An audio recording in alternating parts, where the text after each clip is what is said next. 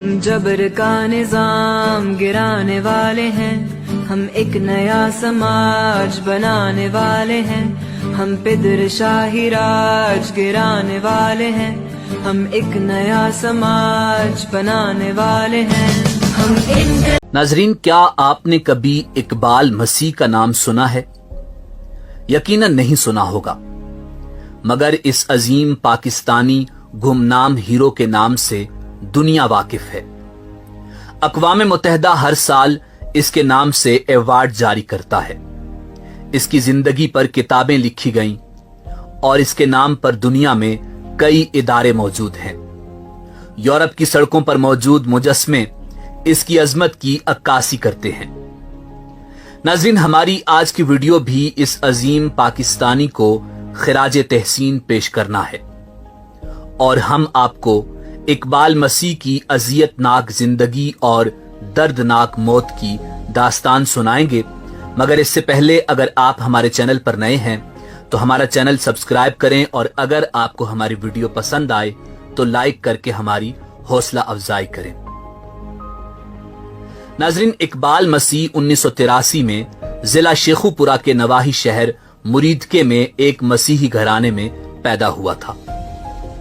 इकबाल की वालिदा एक मकामी कारपेट फैक्ट्री में मामूली सी उजरत पर काम करती थी और यही मुलाजमत इस घराने के गुजर बसर का जरिया थी। इकबाल की वालिदा ने उसके बड़े भाई की शादी के लिए 600 रुपए का कर्ज अरशद नामी एक मकामी ताजर से ले रखा था, जो वो बीमारी के बायस अदा न कर पाई और बदले में इकबाल को फैक्ट्री मालिक के हवाले करना पड़ा।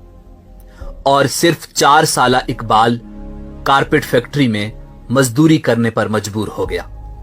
6 साल तक के लिए इकबाल दिन में 14 घंटे तक काम करता रहा, मगर कर्ज था कि जूं का तूं मौजूद रहा। इतनी छोटी सी उम्र में ही इकबाल मसीह ने जिंदगी का बदसूरत रुख झेलना शुरू किया। चूंकि फैक्ट्री मालिक सिर्फ एक वक्त का खाना देता था और पूरा हफ्ता रोजाना 14 घंटे काम करवाता था, मगर इकबाल के हौसले बुलंद थे और एक दिन उसके जहन में बगावत ने जन्म लिया। सो वो 1990 को 10 साल की उम्र में गुलामी की जंजीरें तोड़कर भाग निकला। मगर चूंकि फैक्ट्री मालिक असर रसूख वाला था, सो पुलिस को रिश्वत देकर जल्द ही उसे गिरफ्तार कर लिया गया। कुछ दिन कैद में पुलिस के हाथों टार्चर करवाने के बाद उसे दोबारा फैक्ट्री में काम के लिए कैद कर दिया गया। नाजरीन, उस दौर में पाकिस्तान में कई फैक्ट्री कारखानों में बच्चों से कम उम्री में मामूली उजरत पर जबरी मुशक्कत करवाई जाती थी, मगर इकबाल की यह कोशिश रायगां गई और उसे दोबारा फैक्ट्री में काम करना पड़ा और अब की बार काम का बोझ मजीद बढ़ा दिया गया। मगर इकबाल था कि इस गुलामी से न सिर्फ खुद आजादी चाहता था बल्कि हजारों बच्चों को भी आजाद करवाना चाहता था जो जुल्म का शिकार थे।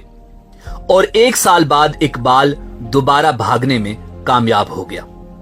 इस दफा खुशकिस्मती से वो चाइल्ड लेबर के खिलाफ सरगर्म तंजीम के पास जा पहुंचा, जिन्होंने पाकिस्तानी कानून की रोशनी में उसे गुलामी के तौक से निजात दिलाई। बादअज़ां इकबाल मसीह अपने ही जैसे तकरीबन 3000 नन्हे मजदूरों की रिहाई का सबब बना।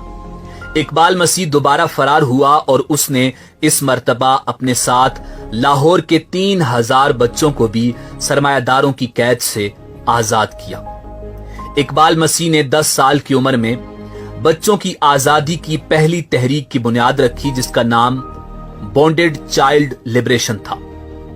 इकबाल एक लीडर बन चुका था, एक 10 साला लीडर, जिसने सरमायादारों की फैक्ट्रियों, भट्टों वगैरह से हजारों बच्चों को आजाद करवाया और जिसकी वजह से चाइल्ड लेबर पर पाबंदी लगी। नाजरीन, दुनिया को खबर हुई तो इकबाल, जो 11 साल की उम्र में भी 4 फुट से कम कद का था, की धूम मच गई। 1994 में इकबाल को अमेरिका मदऊ किया गया और रिबॉक यूथ इन एक्शन के तहत चाइल्ड हीरो के अवार्ड से नवाजा गया, जिसके तहत सालाना 15,000 अमेरिकी डॉलर्स की तालीमी स्कॉलरशिप दी गई। जबकि ब्रैंडीज यूनिवर्सिटी ने इकबाल को कॉलेज की उम्र तक पहुंचने पर मुफ्त तालीम देने का ऐलान किया।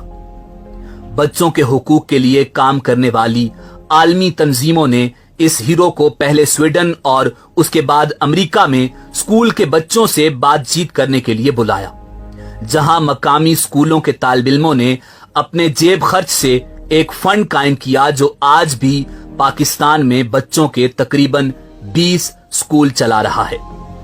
इसी दौरान इकबाल ने 2 सालों में 4 साल के बराबर तालीम हासिल की। हालांकि वो अपने हमउम्र बच्चों से बहुत ही छोटा दिखाई देता था, मगर उसका अज़्म बहुत बड़ा था। नाज़रीन, 1995 में जब इकबाल अमेरिका से वापस अपने गांव रखबावली पहुंचा तो 16 अप्रैल 1995 को जब वो साइकिल चला रहा था तो नामालूम अफराद ने फायरिंग करके इस नन्हे हीरो की जिंदगी खत्म कर डाली। ये गुनाह किन जालिमों के हाथों सरजद हुआ कोई नहीं जानता।